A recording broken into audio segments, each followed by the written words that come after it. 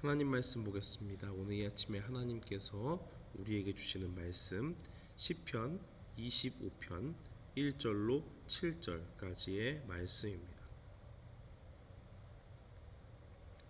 시편 25편 1절로 7절까지의 말씀. 우리 다 찾으신 줄 알고 함께 봉독합니다. 여호와여, 나의 영혼이 주를 우러러 보나이다. 나의 하나님이여, 내가 주께 의지하였사오니 나를 부끄럽지 않게 하시고 나의 원수들이 나를 이겨 개가를 부르지 못하게 하소서. 주를 바라는 자들은 수치를 당하지 아니하려니와 까닭 없이 속이는 자들은 수치를 당하리이다. 여호와여, 주의 도를 내게 보이시고 주의 길을 내게 가르치소서. 주의 진리로 나를 지도하시고 교훈하소서. 주는 내 구원의 하나님이시니 내가 종일 주를 기다리나이다. 여호와여, 주의 긍휼하심과 인자하심이 영원부터 있었사오니 주여 이것들을 기억하옵소서.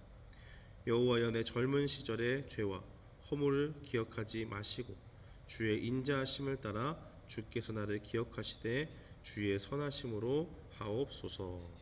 아멘.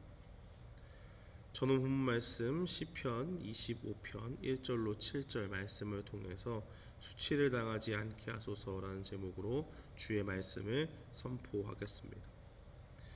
오늘 본문에서 이 다윗은 자신을 괴롭히는 대적들, 그들이 있는 상태에서 하나님께서 그들을 물리쳐 주시기를 간구하고 있습니다.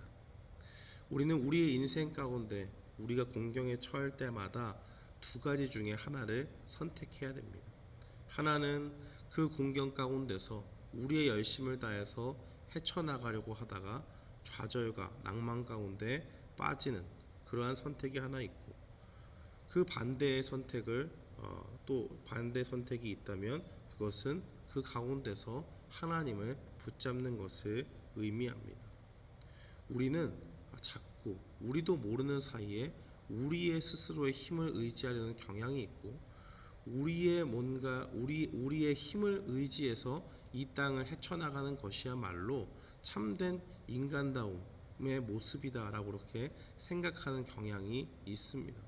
그러나 하나님 앞에 선 우리가 하나님을 믿고 따른다고 한다면 우리는 우리의 손과 힘을, 또 우리의 지혜를, 우리의 능력을 의지하는 것이 아니라 어떠한 상황에든지 하나님을 붙잡고 주님을 의지하는 법을 배워나가야만 하는 것입니다. 오늘 본문의 다윗이 바로 그러한 상황 가운데 있었습니다. 자신을 둘러싼 그 대적자들 앞에서 자신은 곧 수치를 당할지 모르는, 패배를 하고 자신은 쓸쓸한 패배자처럼 그렇게 놓여지고 자신의 대적자들은 승리의 개가를 부르는 그러한 상황이 자신의 턱 앞까지 오게 된 것입니다. 그러한 위기에 대해 다윗은 자신의 전략이나 자신의 손에 든 무기를 의지한다든지 사람을 의지하지 않았습니다. 그때에 오히려 더욱더 하나님을 바라고 하나님의 손길을 구하면서 하나님께서 이 모든 위기의 때를 해결해 주시기를 간구하고 나아가는 것입니다. 3절에서 보니까 자신은 지금 원수들 앞에서 수치를 당할 위기 가운데 놓여 있지만 그 가운데서 하나님을 의지한다면 내가 처한 어떠한 위기의 상황이 있다고 할지라도 그 가운데서 하나님이 나를 건져 주실 것이다 하는 그런 확신 가운데 주님을 의지하고 있음을 보여주고 있습니다. 그러면서 다윗은 무엇을 바라고 있을까요? 두 가지를 간구하고 있는데, 첫 번째는 말씀 가운데 자신이 거하기를 원하는 것입니다. 4절 말씀에 보니까 여호와여, 주의 도를 내게 보이시고 주의 길을 가르치소서라고 그렇게 이야기를 합니다. 사람이 입으로는 하나님을 의지한다, 하나님께 모든 것을 맡긴다 하는 것은 아주 쉬운 일입니다. 그러나 그 실제적인 삶 가운데서 하나님을 의지하는 것은 때로는 굉장히 어렵게 느껴질 때가 있습니다. 위기의 순간에서 하나님을 붙잡고 전쟁의 순간에서 적들이 코앞에 닥쳤는데 하나님을 의지한다고 하면서 주님 앞에 전장터에서 예배를 드리고 하나님 앞에 기도를 하고 주님의 뜻을 묻고 하는 것이 바로 그러한 것입니다.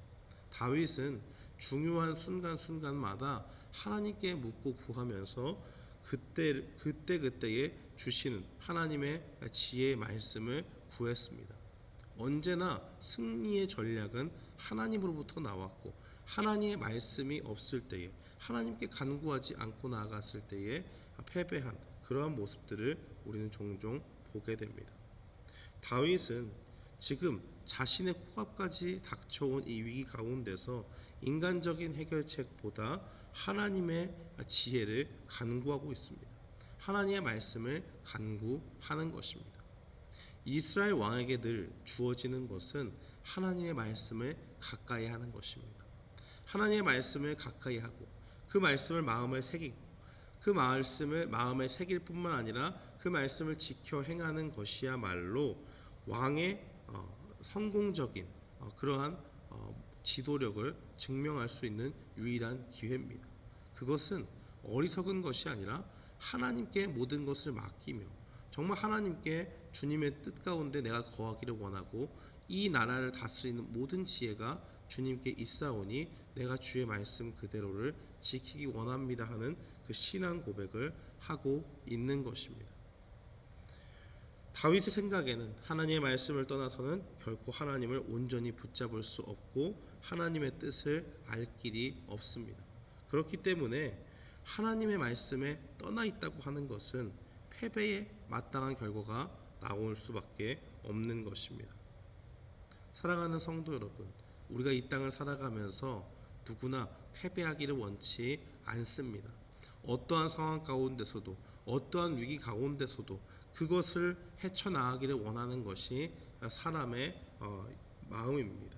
그러나 그 가운데서 정말 위기를 헤쳐나갈 수 있고 역경과 고난을 뚫고 나갈 수 있는 힘은 어디로부터 오는 것입니까? 우리를 주관하시고 우리를 인도하시고 우리를 끝까지 책임져 주시는 하나님의 말씀을 붙잡고 나아갈 때 그러하다는 것입니다. 우리는 하나님의 백성이므로 하나님의 말씀을 떠나 살게 되면 그것이 곧 패배와 직결되는 것이고 특별한 하나님의 은혜 가운데서 크신 섭리 가운데 하나님의 특별한 목적이 있지 않는 한 하나님의 말씀을 붙잡고 나아갈 때에 그 가운데 형통함이 늘 우리에게 따른다는 것을 기억해야 됩니다. 그러므로 우리는 오늘도 이 땅을 살아갈 때에 주님의 말씀을 붙잡고 하나님의 말씀을 어떻게 하면 지키고 나아갈 수 있을까? 어떻게 하면 순종할 수 있을까 하는 고민이 우리에게 반드시 필요한 것입니다. 다윗은 이 위기의 때에 하나님을 바라보면서 또 한 가지를 간구합니다. 7절 말씀에 보면 다윗은 회개하는 그런 모습을 보입니다. 자신의 죄는 기억하지 마시고 오직 주님의 인자하심 그 은혜 가운데서 죄를 용서해 주시는 은혜로 자신이 살게 해달라고 말하고 있는 것입니다. 우리는 우리 가운데 죄된 모습을 자꾸 버리는 것이야말로 참된 하나님의 사람의 모습이라는 것을 깨달아야 됩니다. 말씀을 읽을 때에 말씀을 가까이 할 때마다 그 말씀은 거울이 되어서 우리의 잘못을 환하게 비춥니다. 그러면 그때에 나는 어쩔 수 없이 실패할 수 없구나, 나는 온전히 하나님의 말씀을 지켜 살 수가 없는 존재구나 하면서 좌절하는 것이 아닙니다. 그 가운데서 나의 한심한 모습, 나의 비참한 모습을 깨닫고 이 비참한 인간을 사랑 가운데 불러주시고 자녀라고 삼아주시고 하나님 나라의 백성이라고 일컬어 주신 그 하나님 앞에 자신의 연약함을 맡기고 나아가는 것입니다. 내가 하나님 앞에 이렇게 죄인이니 하나님께서 이 죄인을 용서하여 주셔서 다시 말씀 가운데 은혜로 회복될 수 있도록 인도하여 주시옵소서 하는 그 은혜를 구하며 나아가는 것입니다. 사랑하는 성도 여러분, 우리는 우리의 인생 가운데서 숱하게 죄 가운데 살면서 죄 가운데 넘어지고 하나님을 섬긴다고 하면서도 어느 순간 자신도 모르게 말씀 가운데 떠나 사는 것을 보게 됩니다. 그럴 때마다 우리는 어떻게 해야 됩니까?